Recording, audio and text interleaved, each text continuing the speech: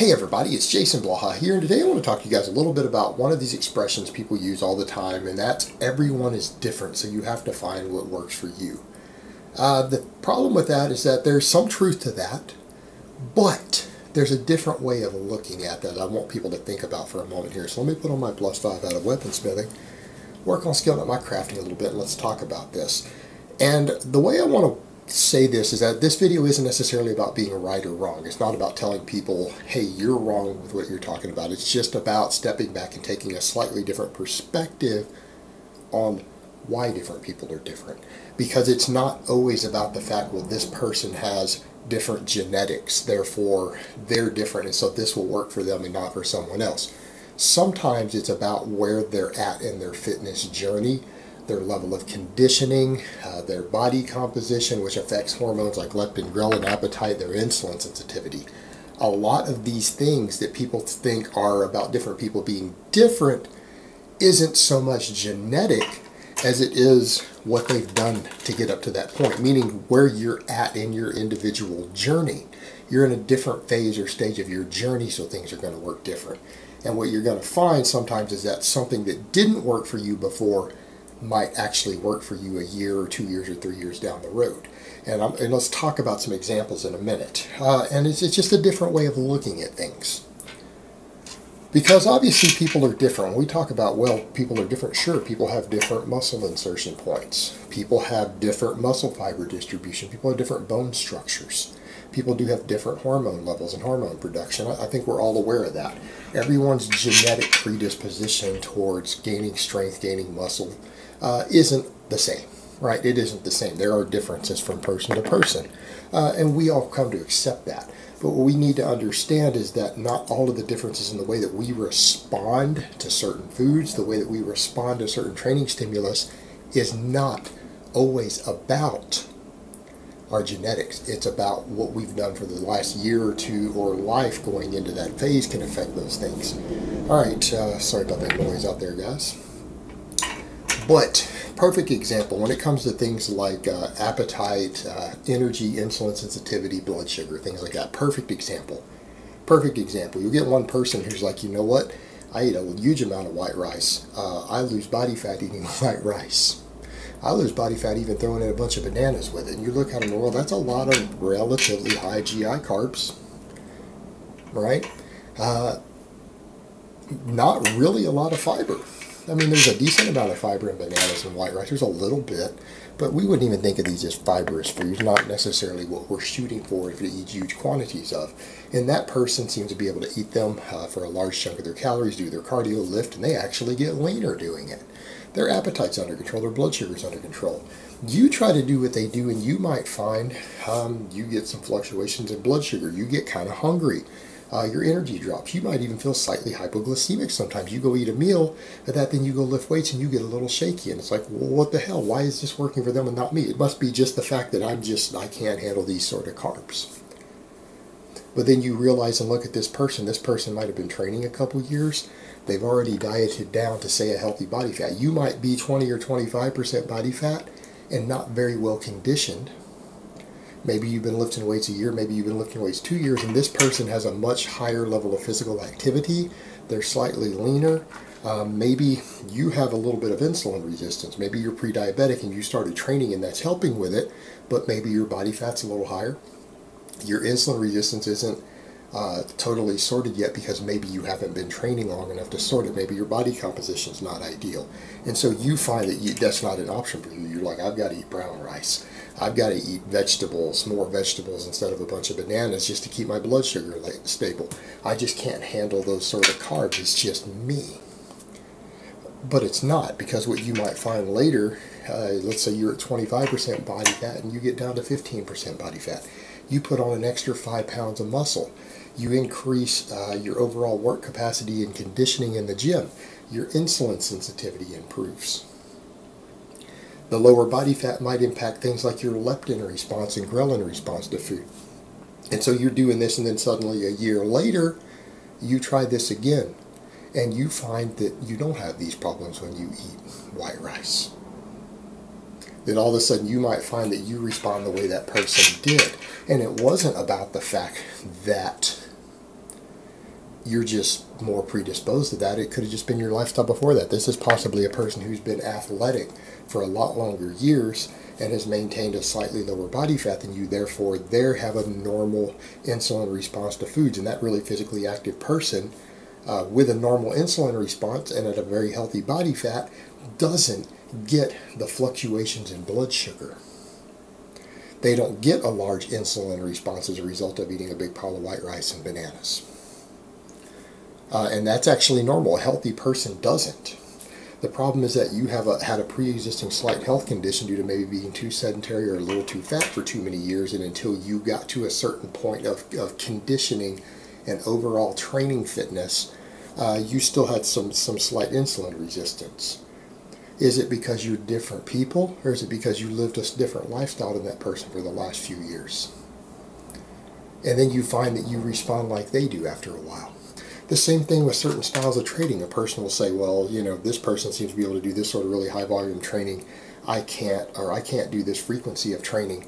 Here's a perfect example. You'll see one person who's like, I mean, I do fairly high volume, but I can't do a lot of volume.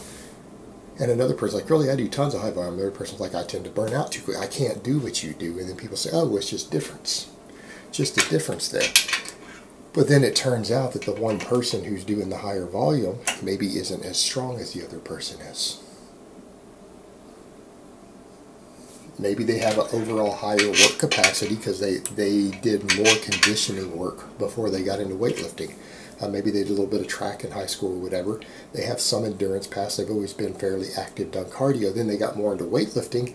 They start with a higher work capacity, which also improves recovery to some extent, and they're weaker. Let's say their max squat is 300 pounds, and the other guy has a 450-pound max squat. Well, the guy with a 450-pound max squat might do a lot more heavy barbell work, and he uses more weight on the bar, and the other person has been using, you know, a lot more machines, leg press. Not saying these things don't work your muscles, they do, but you don't have the same total, quite as fatigued sometimes per exercise or per set as the bigger barbell movement. And this person's been doing, they do 5 sets of 10 just fine with their squats. It's 70% of their max, but that 70% of their max ends up being about 200 pounds. The other guy comes in and he's like, if I do 5 sets of 10 on squats, I just struggle to recover from it. I can't do that. You know, especially if I push him relatively hard, but then you realize his weight is also 50% heavier, because his 10 rep sets are probably going to be 50% heavier because he's stronger overall. And he maybe doesn't have as much conditioning in the past. He's in a different point in his journey, and he's always done relatively low volume training, has maybe more muscle, definitely more strength. He can't necessarily always do that same high volume of training. But then the other person backs down their cardio a bit. Maybe their work capacity isn't quite as good in some ways because of that, and they focus on getting stronger. Then all of a sudden they build up to a 450 or 470 pound raw squat, and then they come back and find that they can't do their 5 sets of 10 2 or 3 times a week on their squats anymore. They try to do it then, and then they find it doesn't work for them anymore, but it worked for them before. It's an issue of relative strength in the amount of workload you're capable of generating, and people need to understand that. The bigger and stronger you get, the more ability you have to surpass your maximum recoverable volume in a short period of time. In other words, if your squat or your deadlift or your bench press or whatever, you double your strength on it over several years, you also double your ability to do work. Your work capacity might not have doubled. It might have only increased 70% or 80% due to your overall state of conditioning, which is pretty good. I mean, for someone to increase their work capacity 70% is fantastic, right? That's a great thing. That's improved athleticism. That's improved fitness. But then they find that as their strength goes up, their strength allows them to more easily exceed, because of the total tonnages that they are now capable of moving per minute or per half hour in the gym, have gone up twice. They've doubled it. But their work capacity's only improved 70%. So then they find that they can hit that wall easier, that wall that they can no longer recover from. They're able to push beyond what they can recover from in the same number of minutes in the gym. And then all of a sudden, what worked for them before doesn't work now, and they're like the other guy. And then they have to learn to either back down their volume slightly, do some extra conditioning work, improve their overall fitness to improve their work capacity a bit more, and then they bring their total volume down to compensate. Are they really a different person? No, they're the same person they were, but they're at a different point in their journey. They're at a different level of fitness in terms of a couple of different areas. Their maximum strength, their maximum recoverable volume, all of these things have changed. Just like with the other person, as they train and do things over the years, their insulin sensitivity has changed. Their insulin response to food has changed over time. So sometimes it's important for us to look at things and assess this and say, is the reason something that's well understood and proven with athletes all over the world, is it not working for me because it might be bad personally for me? Or is it because of where I'm at in my journey, and a year from now or 2 years from now, the thing that didn't work for me before might actually work, and something that worked amazing for me, because this is what I do, it works for me, I've been doing it a long time.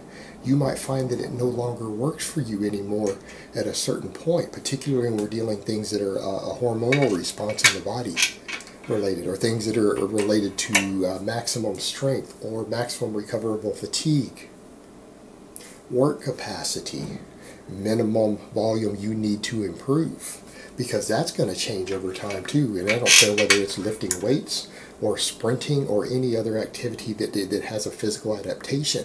You will also reach a point to where the amount of work that you have to do to improve will change over time also. So your minimum effective volume will change. Your maximum recoverable volume will change. Your work capacity will change. Right? Your insulin sensitivity will change over time. And a lot of these things are a big component in the individual factors that make so many people different to the way they respond to diet and training. Yes, there are genetic differences, but not all of these things are based purely upon the genetics. A lot of them are based upon what you've been doing for the last year or two. What's your lifestyle been like? Where are you at in your individual fitness journey in these different areas? That's also an important factor, and remember that what works for you now may not work for you down the road, and what doesn't work for you now might become a viable method for you in the future.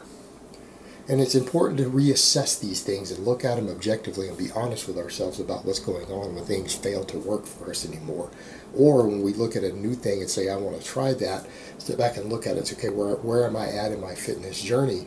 And is this a good chance this is going to work for me, or is it too advanced for where I'm currently at?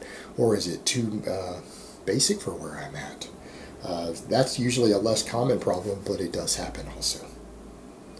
Alright guys, but that's really all I have to say on that today. I hope it's been informative, and I will talk to you guys next time.